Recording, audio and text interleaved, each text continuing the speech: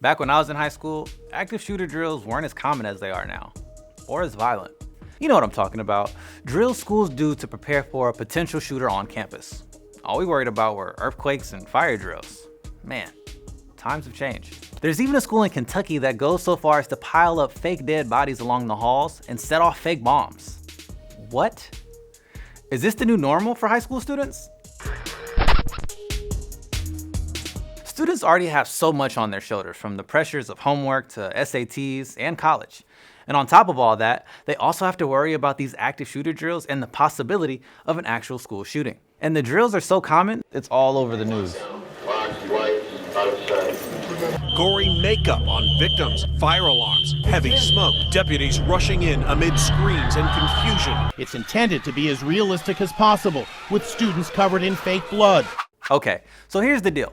There isn't like one standard kind of drill that schools across the nation are using. They range from crazy realistic ones to ones that are more chill. And there's a lot of debate over which types of drills are the best. And that brings us to the question, what sort of active shooter drills are the most effective?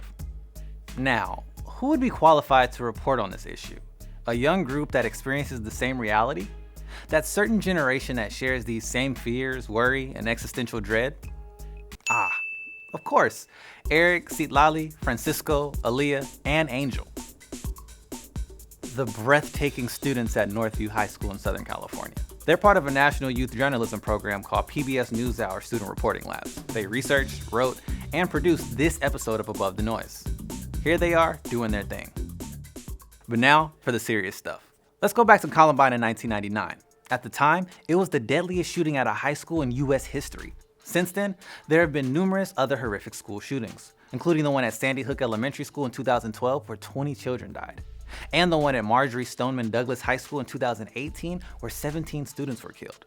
And according to a Washington Post analysis, at least 143 children, educators, and other people have been killed in assaults, and another 289 have been injured since Columbine. And this has led to the rise in active shooter drills and a push for more extreme drills that mimic real-life situations.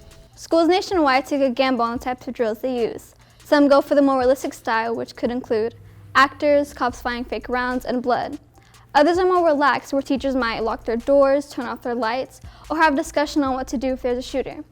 And then there's the run, hide, fight drills that teach students and teachers distraction techniques, like throwing things at the shooter if they can't run or hide.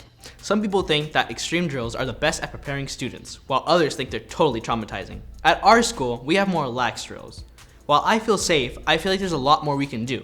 So, we interviewed a lot of different students from a lot of different schools, and many feel the same. Like junior Andre Garcia, who goes to Covina High School in Southern California, and wishes his school had more explicit training during the drills.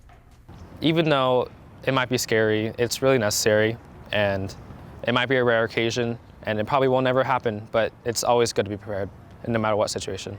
We also went to Los Osos High School, where we met junior Maya Billings, and at her school, they did active shooter drills with just a bit more realism. They went basically through the hallways and they had fake gun noises and stuff. It was actually kind of scary at first because I didn't know that we were having a drill that day, and so that kind of terrified me. But it was nice to hear what it was sounding like because I've never heard what like a gun being shot sounded like before. I'm shocked to see how some students view realistic shooter drills as positive. Same, but these drills aren't just for students. Law enforcement and school staff also need to practice how to handle these situations. So we talked to Lieutenant David Foster, an officer with the Covina PD that helps with preparing active shooter drills for local schools. The purposes of an active shooter drill for a police department are to ensure that we're prepared to respond to that kind of an incident. When we do these drills, we learn what procedures work, which procedures don't. Nice job on getting these interviews, guys. It's interesting to hear that students want hyper-realistic drills, but what about all the news reports about students who say they feel traumatized during these kinds of drills? Case in point, a middle school in Florida had an intense active shooter drill without letting students, staff, or parents know about it in 2014. Students were terrified and believed that the drill was real. So that's why we talked to Professor David Schoenfeld, a pediatrician and expert on helping kids deal with crisis and tragedies.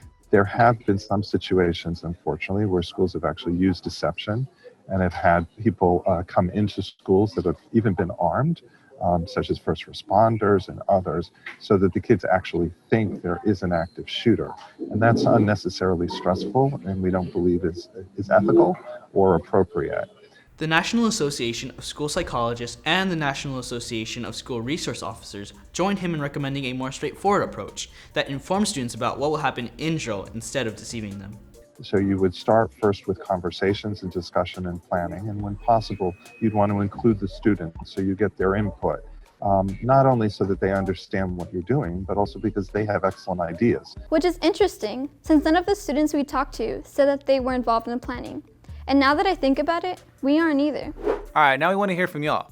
What types of active shooter drills do you think are the most beneficial to students? Tell us in the comment section down below. Also, again, big shout out to Northview High and their awesome student reporting labs team. Hey, camera. Ow! My foot. Hey.